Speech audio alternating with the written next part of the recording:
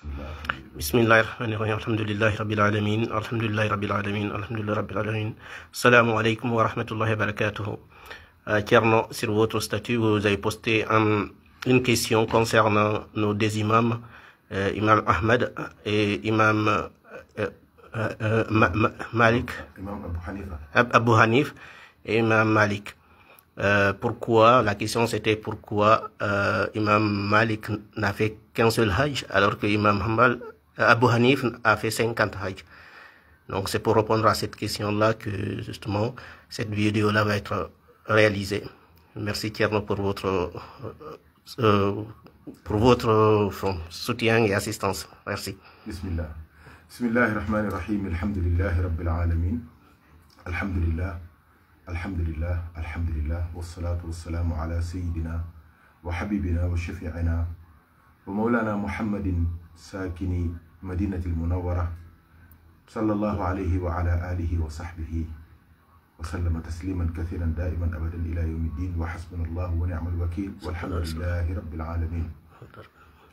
Thierno Baydor, alhamdulillah, nous rendons grâce à Allah tabaraka wa ta'ala.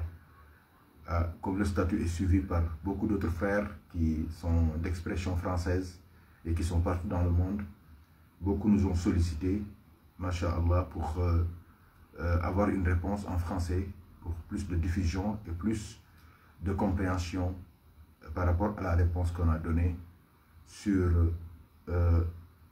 le hajj de ces deux grands imams de l'islam.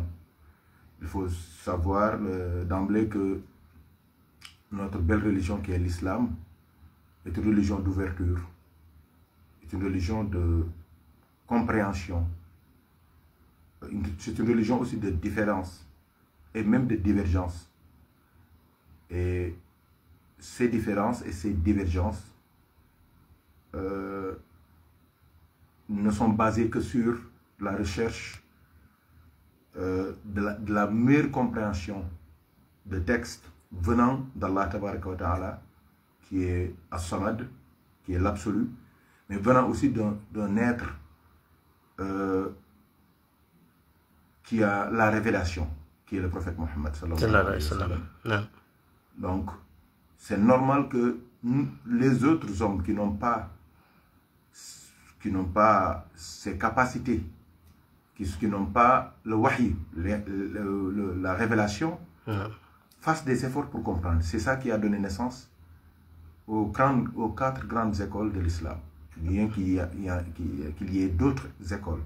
Mais les principales écoles, c'est l'école d'Imam Malik, la Malikiya, Mazhab al-Maliki, l'école de Imam Ahmad ibn Hanbal, la Hanbaliya, Mazhab al-Hanbali, l'école de Imam Abu Hanifata, le mazhab Hanafi, avec le mazhab Hanafi, l'école de Imam Muhammad ibn Idris al-Shafi'i, qui a donné naissance à l'école mazhabi shafi'ite, qui est al-mazhab al-Shafi'i.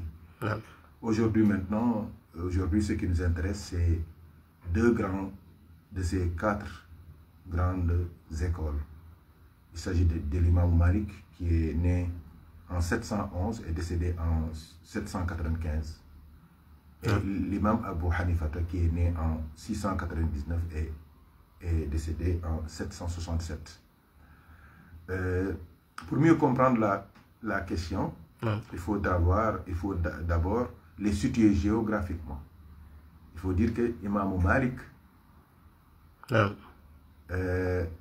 résidait où, Thierno? Imam Malik à Madine. À Madinatul Munawwara. On l'appelle même, c'est le prophète qui l'a nommé avant même sa naissance, Alimul Madina. Le savant de Médine. Alimul Madina. Donc c'est une prévision, c'est une vision, hein, c'est une prédiction du prophète sallallahu alayhi wa sallam, qui a parlé du Alimul Madina. Et ça s'est réalisé à la personne de Imam Malik. Donc lui, il habitait à Médinatul Munawwara. On l'appelle même Al-Madani. Donc c'est un Médinois. Thierno, quelle est la distance entre Makkah et Médina? Bonne question, Thierno.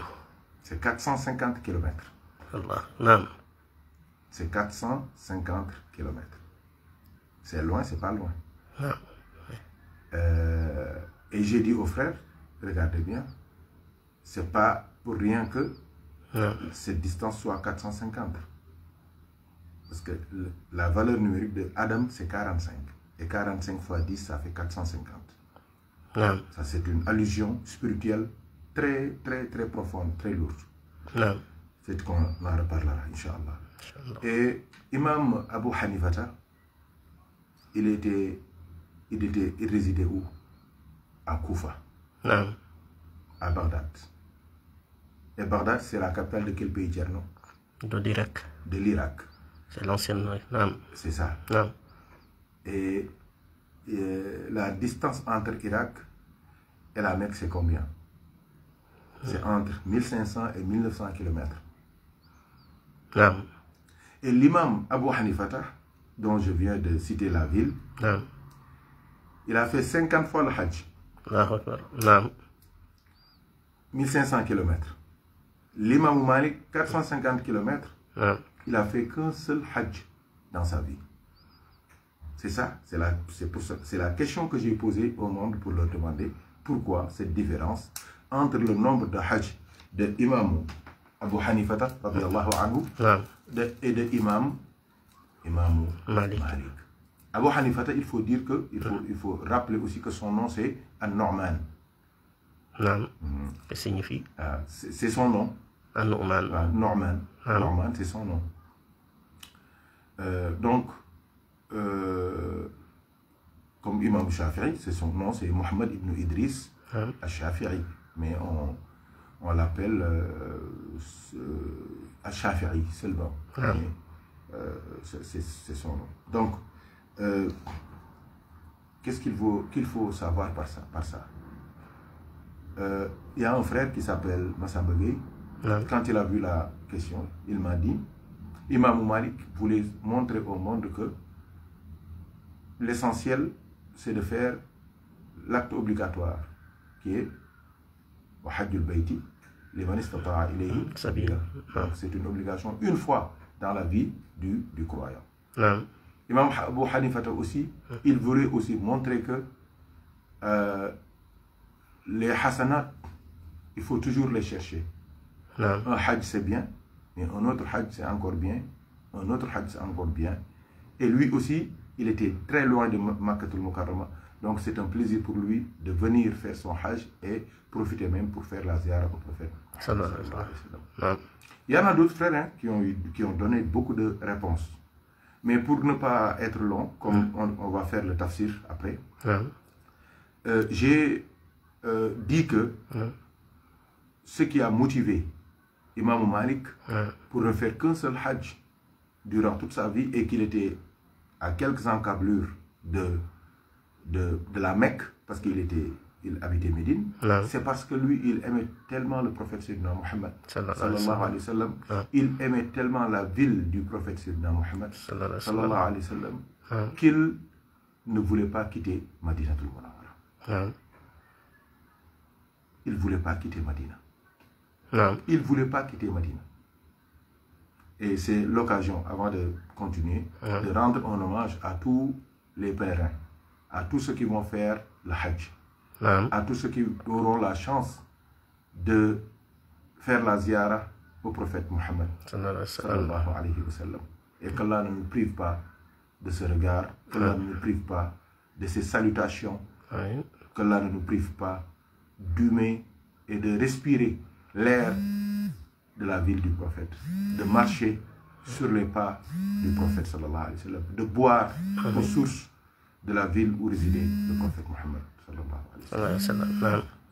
C'est l'occasion aussi de rendre un hommage à un frère aussi qui a aussi motivé cette question que j'ai posée en statut, le frère Hajj Malik Lom, qu'Allah lui donne longue vie et beaucoup de baraka, Inch'Allah. Imam Malik aimait le prophète sallallahu alayhi wa sallam. Mais aussi, lui aussi, c'est une bonne nouvelle que le prophète avait annoncée avant même sa naissance.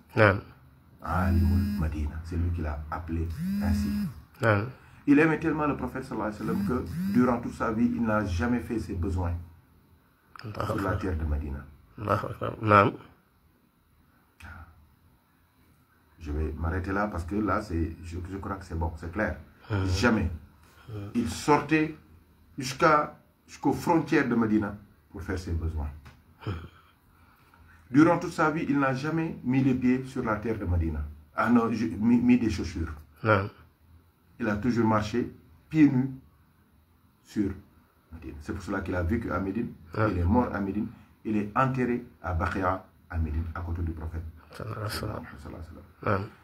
Il aimait le prophète tellement que quand il devait lire ou enseigner un seul hadith, il s'habillait comme s'il allait à une grande cérémonie. Il portait ses habits les plus beaux. Il se parfumait avec ses meilleurs parfums. Il se dirigeait vers la Rawda Sharifa, la Rawda du prophète. Il se mettait et disait, celui-là, il a dit. Tous les autres savants, ils disent Haddathana, ou bien Warouya, ou bien Sami'ana, An, Fulan, Fulan. Lui, il disait, celui qui est dans cette tombe, dans cette Rawda Sharifa, a dit. Donc il aimait tellement le prophète sallallahu alayhi wa sallam. Il a chéri Medina, il a aimé Medina, il a fait aimer Medina Munawwara. Il faut savoir que Imam Malik est la tête de file des savants qui mettent Medina sur toutes les autres villes. Parce qu'il y a une grande divergence, comme je l'ai dit, voilà, c'est normal. C'est des humains, des imparfaits, des mortels, des faillibles qui essaient de comprendre la parole d'un infaillible qui est le prophète et la parole d'Allah. Donc c'est normal qu'il y ait des divergences et des différences. L'essentiel, que ça soit sain et que les intentions, les niyat soient bonnes. C'est ça qui est important. J'ai dit que l'imam Malik, radiyallahu anhu, il fait partie, il est la tête de file de ceux qui mettent Medina sur tout. Sur la suprématie, c'est le terme, de Medina sur toutes les autres villes. Et c'est l'occasion pour nous, Tierno, de se rappeler de cette belle phrase qu'il avait dite. Mais c'est une phrase aussi qui nécessite explication et compréhension. Tierno, écoute bien ce que Imam Malik il a dit. Il a dit Mujawaratun Nabi sallallahu alayhi wa sallam fawqa kulli ibadatin. Mujawaratun Nabi fawqa kulli ibadatin. S'il y a des frères qui sont en ligne, ils écrivent ça. En arabe, je vais dire ça en français. Et en wolof aussi. Mujawaratun Nabi fawqa kulli ibadatin. Tiens, ça signifie quoi? Si j'ai bien compris, rendre visite au prophète. Mujawara. Mujawara. Le voisinage. Le voisinage, Jawar. Diyar. Donc être dans le voisinage du prophète est supérieur à toute adoration. Mais c'est une parole qui nécessite étude et explication. Sinon, ça va induire beaucoup de gens en erreur. Il a dit le voisinage. Le voisinage Mujawara. Mujawara. An-Nabi, le voisinage du prophète, le fait d'être voisin du prophète sallallahu alayhi wa sallam, d'habiter avec lui. Fawqa kulli ibadatin, est au-dessus de tout acte d'adoration. Clairement, ça c'est une parole lourde de sens. Ça pouvait aussi être la réponse à la question, clairement. C'est ça, justement. Lui, c'est ça qu'il a dit. C'est sa réponse pour ne jamais quitter Medina al-Munawwara, de vivre et de mourir à Medina et d'être enterré à Medina. Parce que le prophète, il avait dit, celui qui peut mourir à Medina, qu'il meurt à Médine. C'est une terre bénie. Et c'est ça qu'on va étudier. Parce que l'imam Malik, c'est la tête de file de ceux qui défendent la suprématie de Medina, surtout sur toutes les autres villes. Et les savants, ils disent que Makkah est la meilleure des villes, mais il y a une divergence. Il y en a qui disent que c'est Medina. Mais là où il n'y a pas de divergence, c'est que même si Makkah est la meilleure des villes, mais la terre où le prophète repose est la meilleure des lopins des terres sur terre. Non. Je sais pas si j'ai... C'est bien compris. C'est clair. Non.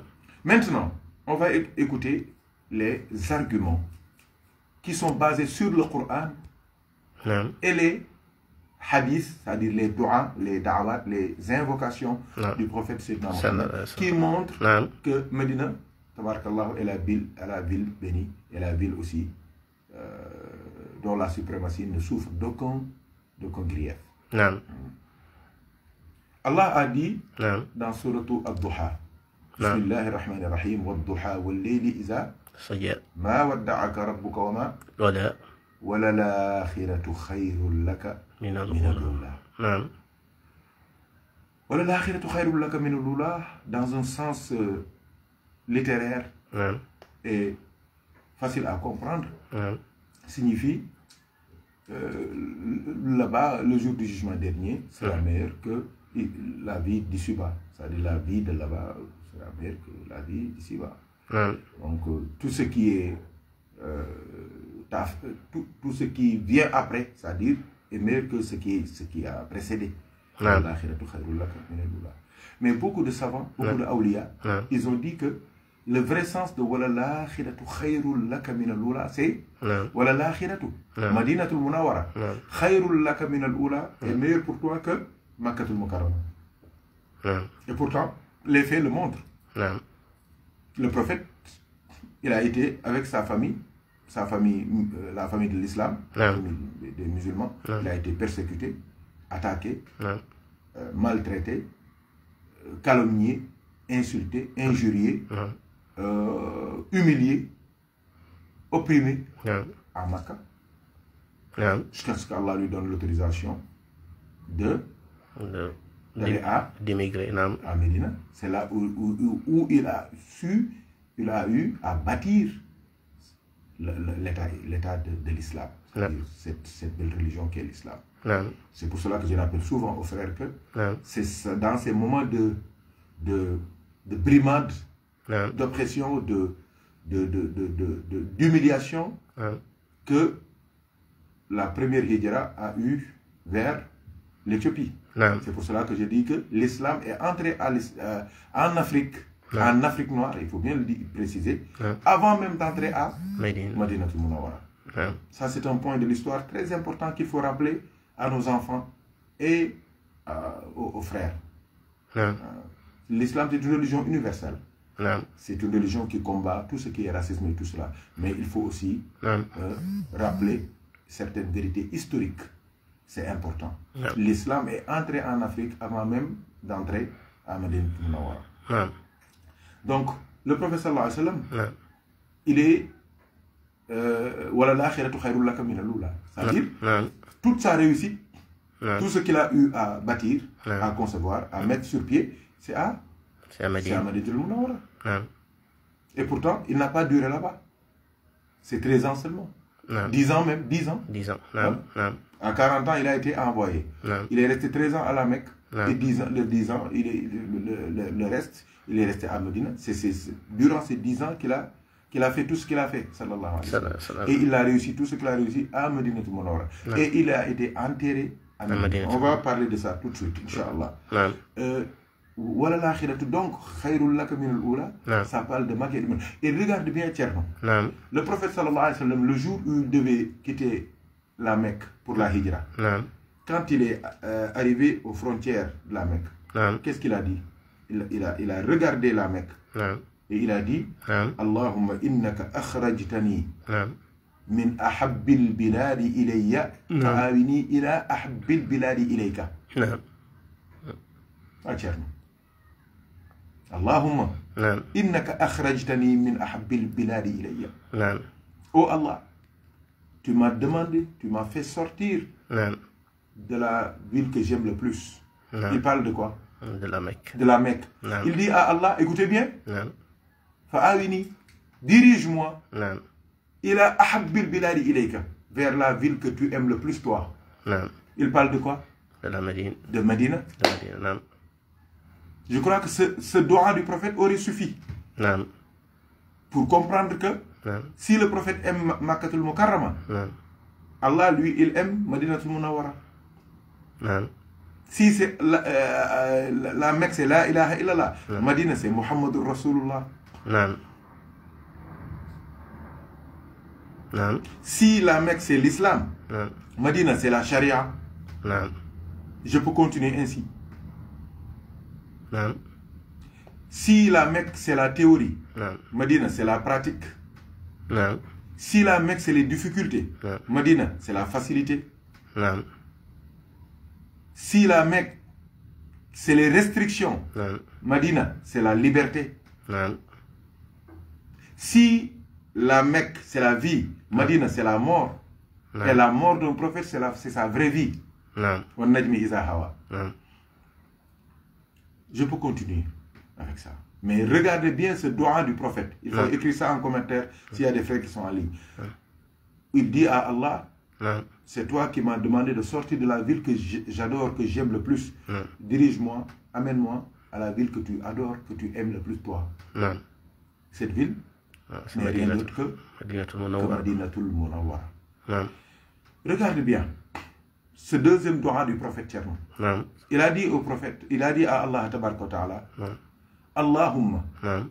habib ilayna نعم. al-Madina نعم. ka hubbina نعم.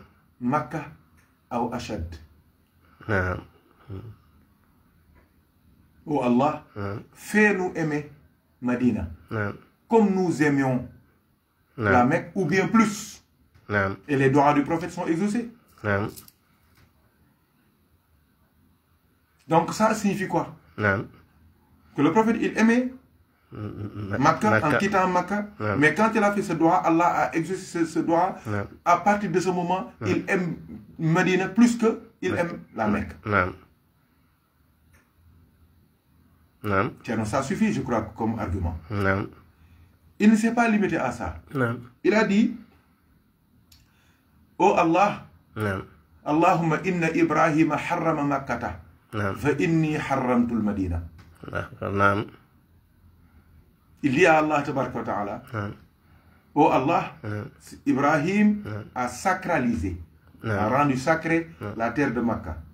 Moi, Mohammed, j'ai rendu sacré la terre de Madina. J'ai posé une question à tous les frères. Je leur ai dit, le vendredi passé à la Hadra, je leur ai dit, pour être simple, entre Ibrahim et le prophète Mohammed, qui est le meilleur, comme on dit, il n'y a pas photo.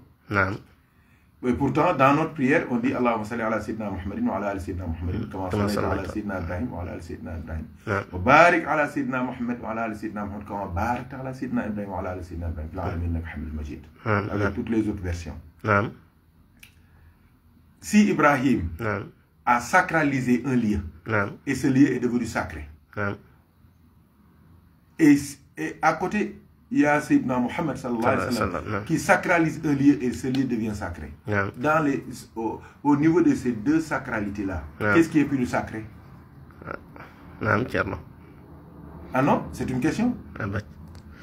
On va dire la sacralité du meilleur doit remporter sur l'autre. Sur l'autre, c'est automatique.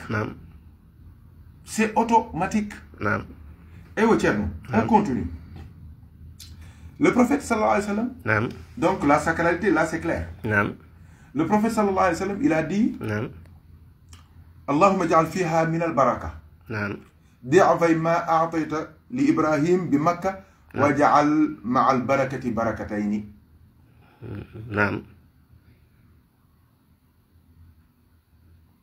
Il a dit à Allah tabaraka wa ta'ala, mets la baraka dans Médine. Plus que tu as mis de baraka pour Ibrahim pour la Mecque. À Ibrahim pour la Mecque.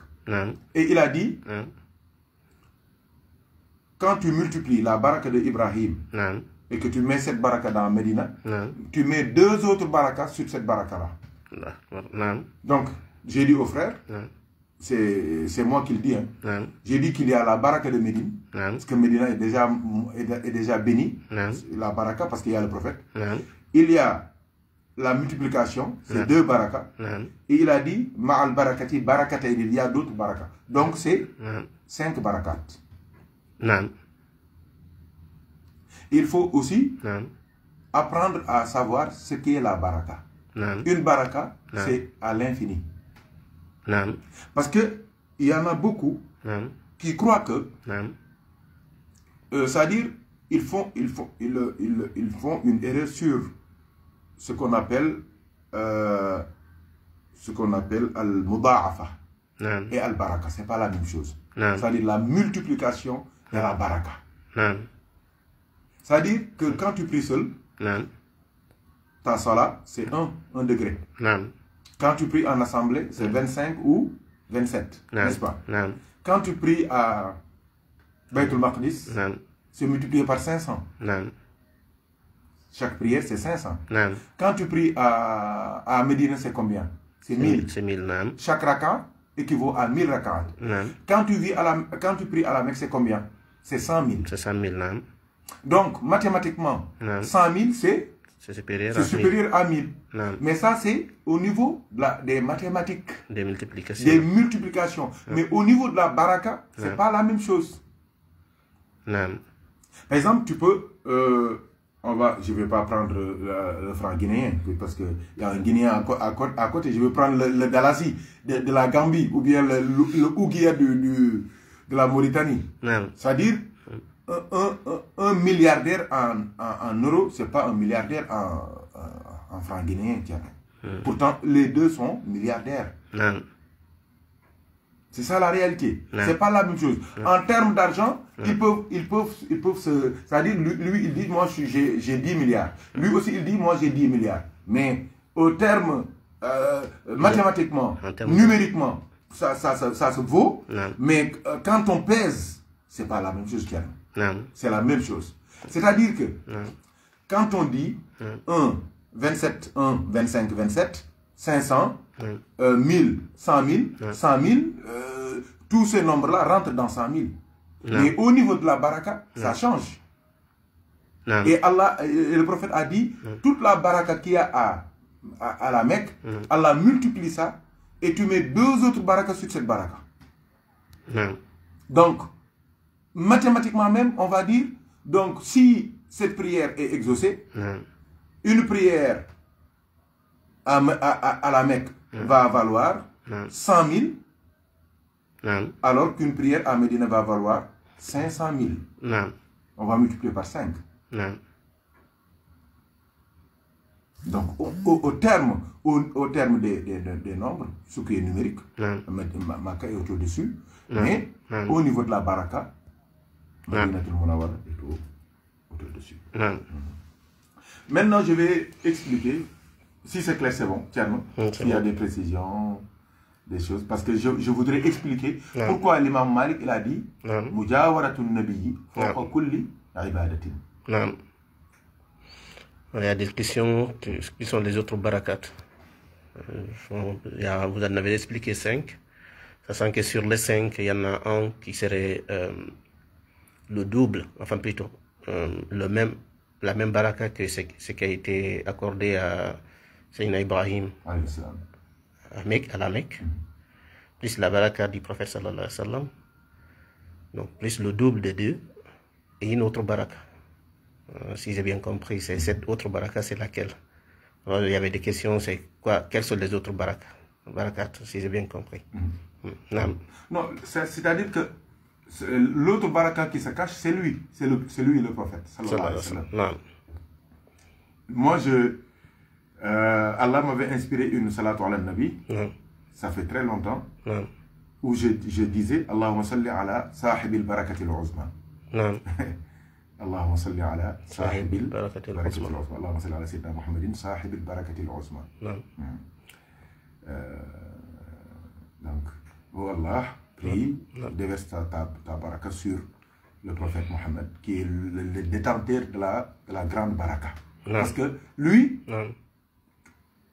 tout ce qu'il touche est béni. Tout ce qui le touche, lui aussi, est béni. C'est pour cela qu'à Médine, tout est béni. L'eau, l'air, même les pigeons. Tout est béni.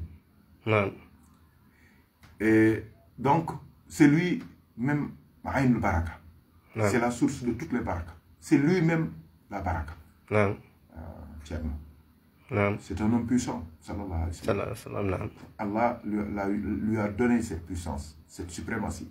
C'est pour cela que sa ville est devenue une ville aimée, chantée par les awliya, chantée par les savants. Ils chantent même les pierres, les arbres, les animaux. Ils saluent même les montagnes. Parce que tout leur rappelle Madinatul Munawwara. Il y a Baqiya aussi qui est à côté, où reposent plus de 10 000, plus de 12 000 des compagnons du prophète. Et beaucoup de awliya aussi sont allés mourir là-bas. Ils sont enterrés là-bas. Masha'Allah. Sidi Ali Harazimi est là-bas. Celui qui a donné le wird à mon grand-père, Alhaji Mohamed Ndieguene, Thierno Mortada, Cheikh Omar Fouti, il est là-bas. Celui qui est le maître de mon grand-père, Cheikh Biran Sissé, lui aussi, il est enterré là-bas. Donc, beaucoup d'awliya, parce qu'ils savent ce que Madinatul Munawwara représente. Makka est béni, on le sait. Tous les prophètes ont fait le Hajj, ils sont allés à la Mecque, on le sait.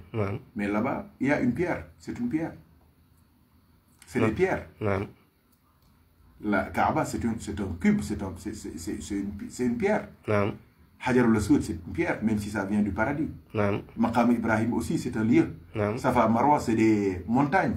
Arafat, c'est une montagne, c'est des pierres. Muzdalifa aussi, c'est la même chose. Tout, c'est des pierres. Mais celui qui est à l'origine de tout ça, c'est le prophète Mohammed, qui repose à Medinatul Munawwara. Et pourquoi Imam Malik il a dit Mujawaratul Nabi fawqa kulli ibadatin jama. Ça mérite réflexion. C'est-à-dire que le jour du jugement dernier, on va, dans ta tombe, on ne va pas te demander Hajarul Aswad ou la Kaaba ou Safa et Marwata. On va te demander est-ce que ta'rifu hadha ar-rajula, est-ce que tu connais cet homme? On parle de qui? Le prophète sallallahu alayhi wa sallam. Être accompagné du prophète, être le voisin du prophète sur terre, c'est ça la source de la félicité sur terre.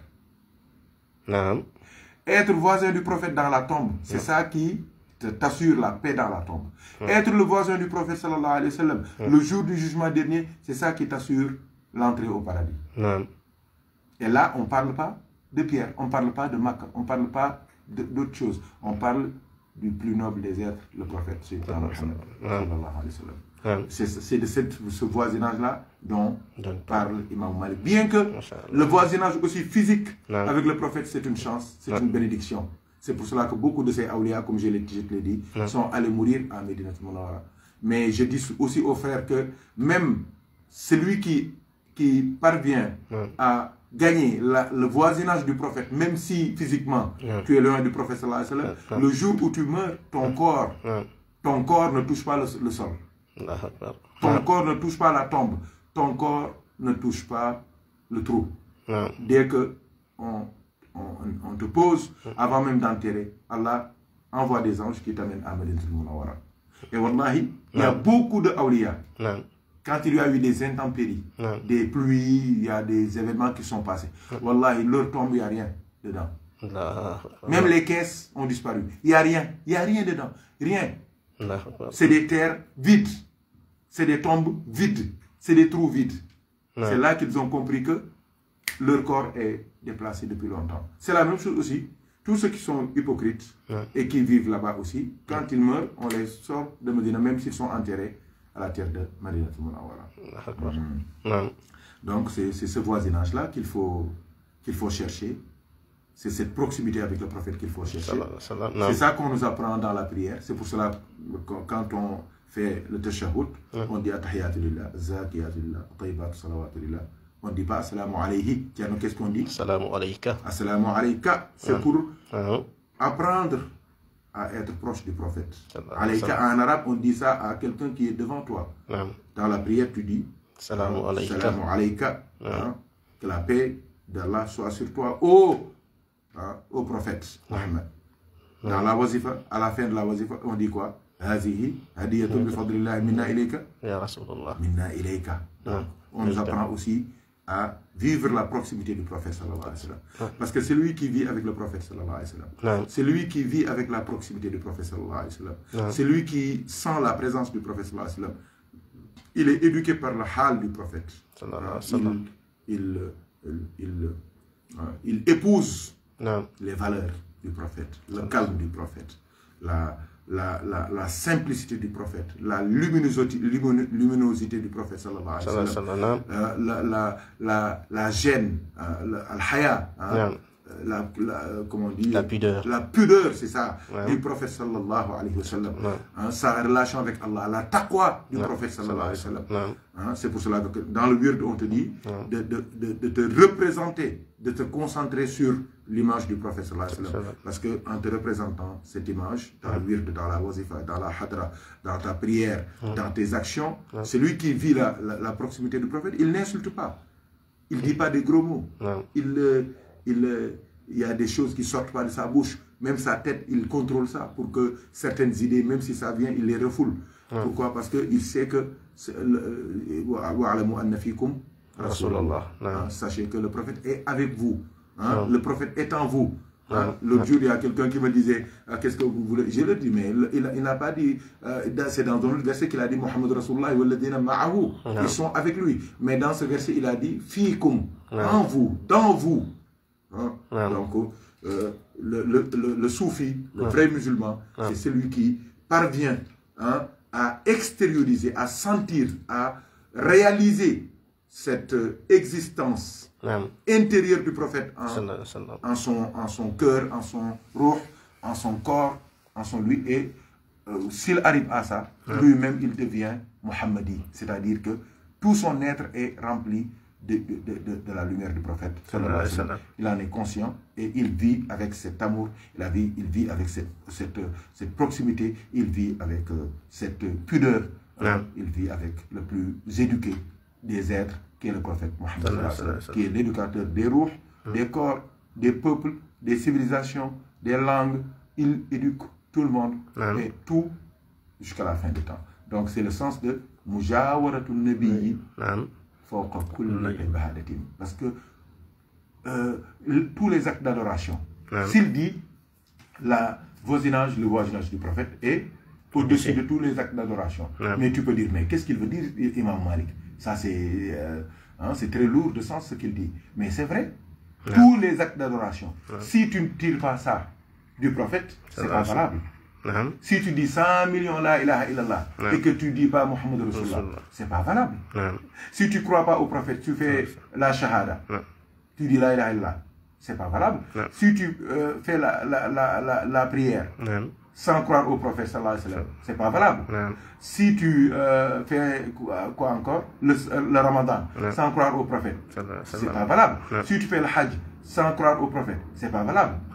Et qu'est-ce qui reste? Si tu donnes la zakat sans croire au prophète, c'est pas valable. Donc, le fait d'être voisin du prophète est au-dessus de tous les actes d'adoration. C'est la base. C'est pour cela que quand on regarde ce qu'on appelle Arkanul Hajj, Arkanul Hajj, c'est au nombre de 4. Il y a Al-Ihram. L'autre jour, je me suis trompé, j'ai dit An-Niya. Mais en réalité, An-Niya, ça rentre dans Al-Ihram. Donc, Al-Ihram,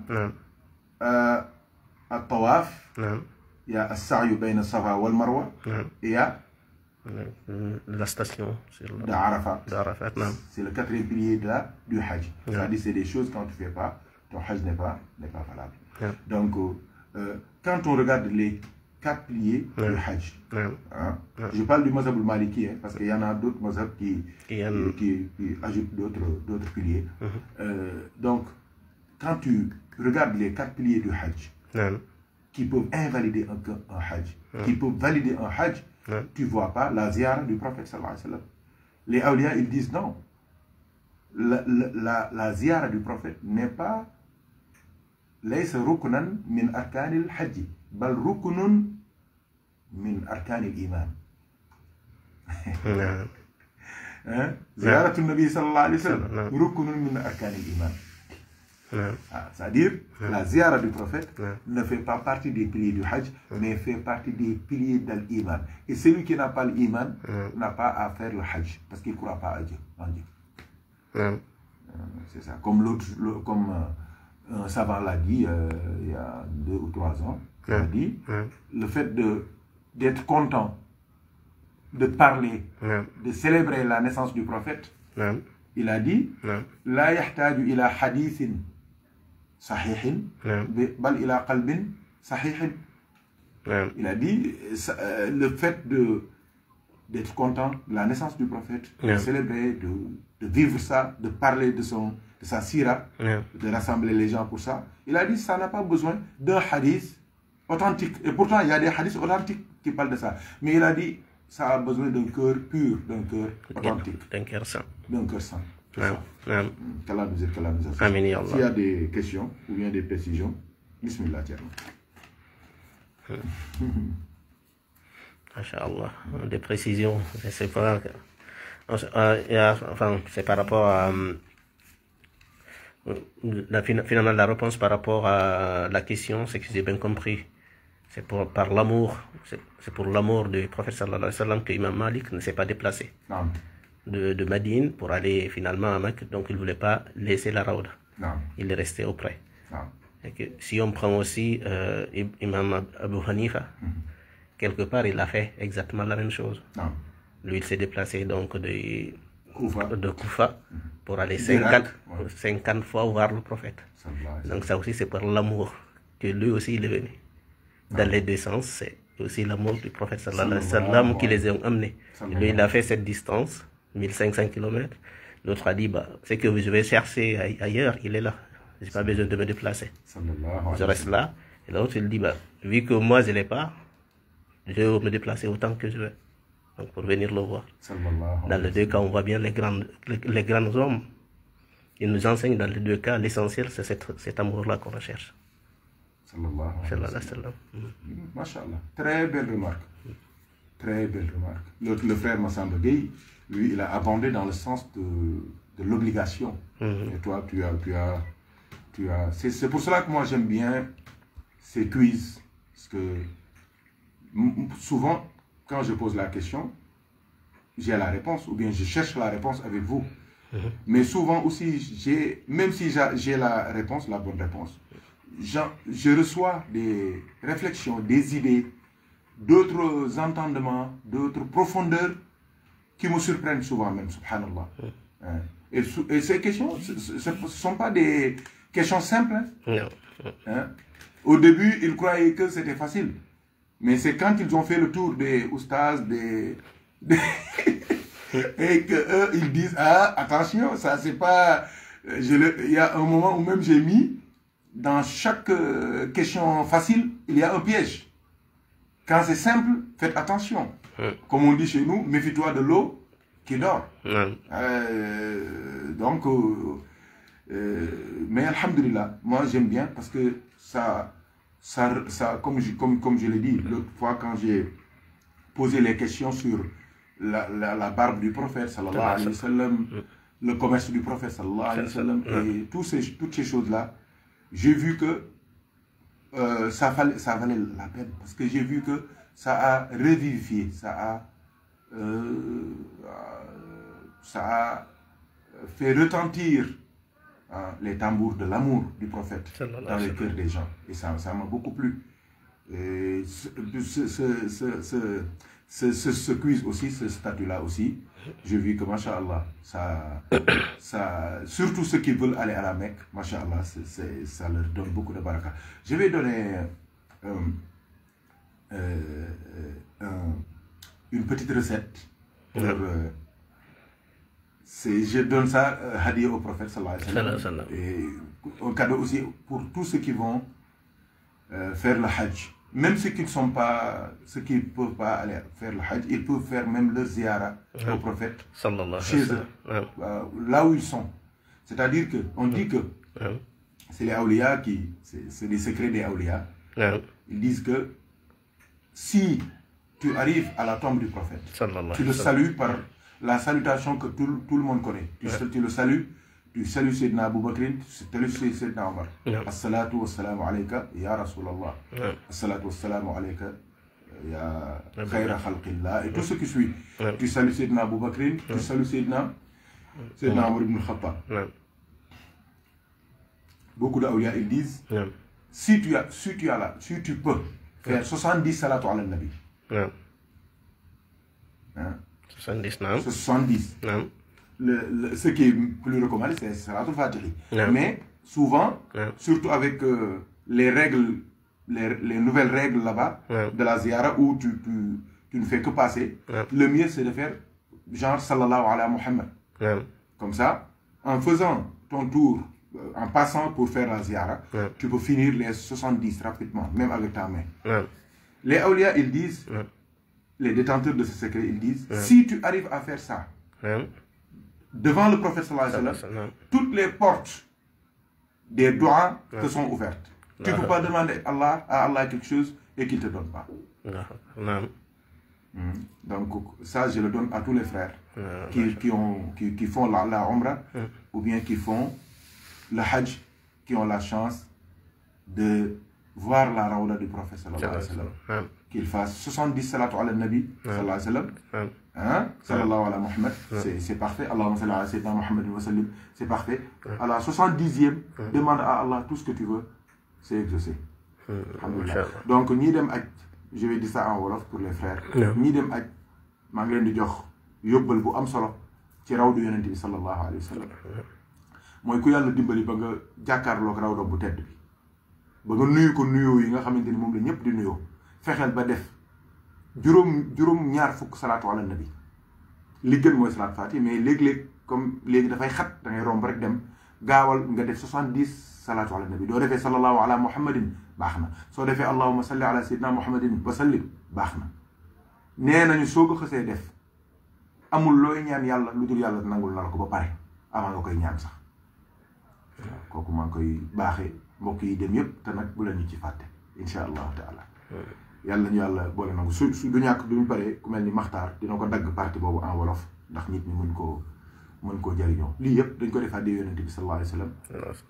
Ñu bokk jariñoo ko ñun ñëpp parce que comme on n'a pas encore eu la chance d'être là-bas physiquement, bien que notre cœur réside là-bas. Si tu vas à Médine et tu vois la liste des citoyens de Médine, mais tu trouves notre nom. Nous sommes médinois. Entièrement. Nous sommes médinois. Nous sommes médinois. La liste des citoyens de Médine, mais il y a notre nom là-bas. Nous sommes médinois. Nous sommes de Médine. Même si tu regardes notre pain, si tu nous regardes bien, tu sais que nous sommes des gens de Médine. Nous sommes médinois. Inch'Allah, qu'Allah nous donne nous tous notre chance-là. Parce que nous voulons habiter avec celui qui habite Médine. Nous voulons vivre avec lui. Nous voulons mourir avec lui. Nous voulons ressusciter avec lui. Nous voulons aussi un paradis avec lui. Le paradis sans lui, c'est pas le paradis. والله نعم والفوز بالنعيم في الجنان مع النبي مع النبي مع النبي أحمد التجاني إن شاء الله الحمد لله Donc s'il y a des choses à rajouter, Inch'Allah, après Inch'Allah, on va faire le tafsir. Je crois qu'aujourd'hui c'est sur le Najm, non? C'est sur le Najm. Donc on va parler du prophète encore. Sallallahu alayhi wa sallam. C'est le moment. C'est le moment, c'est le Hajj. C'est la ziyara. J'ai vu hier la délégation de Tamasin, la famille de Seydi Ali Tamasin, son khalif, et allez, avec beaucoup de personnes. Masha'Allah. Hier, il a fait la ziyara au prophète. J'ai dit, subhanallah. Le prophète reçoit ceux qui prient sur lui matin et soir. Matin et soir. Lazim wazifa hadra. Lazim wazifa hadra. Pendant 30 ans, 40 ans, 50 ans. Avec amour, avec ta'zim, tafkhim, tabjil. Subhanallah. Qu'Allah ne nous prive pas de cette parole. Amin ya Allah. Même si physiquement on n'est pas là-bas, même si on n'a pas la pureté, la sainteté d'être proche de lui, il peut être proche de tout le monde. Qu'Allah nous fasse humer, qu'Allah nous fasse respirer, qu'Allah nous fasse sentir ces odeurs paradisiaques. Amin ya Allah. Qu'Allah nous c'est bon. Hein? Qu'Allah nous fasse respirer, qu'Allah nous fasse sentir les odeurs du prophète. C'est ça, hein? C'est ça. Tous les awliya, ils cherchent l'odeur du prophète. Parce que toute âme qui hume, qui sent l'odeur du prophète, sallallahu alayhi wa sallam, il est sauvé. C'est l'anesthésie des âmes. C'est la vie des ruhs, sallallahu alayhi wa sallam. C'est ça. Tibbul qulubi wa dawa'iha. Tibbul qulubi wa dawa'uha. Afiyatul abdan wa shifa'uha. Nurul absar, diya'uha. Qutul arwah. C'est la nourriture des âmes. C'est la médecine des cœurs et ses médicaments. C'est la paix des corps et leurs soins. C'est la lumière des yeux et des visions et leurs éclats. C'est lui, sallallahu alayhi wa sallam. C'est la vie, c'est la nourriture des âmes et leurs boissons. Sallallahu alayhi wa sallam. Qu'Allah nous donne sa baraka.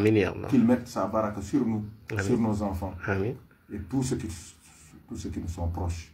Qu'il mette sa baraka dans nos maisons, dans nos travail, dans tout ce qu'on fait. Que la baraka du prophète soit vue, sentie et qu'il nous accompagne dans notre vie, dans notre mort, à la tombe, dans la tombe et le jour du jugement dernier.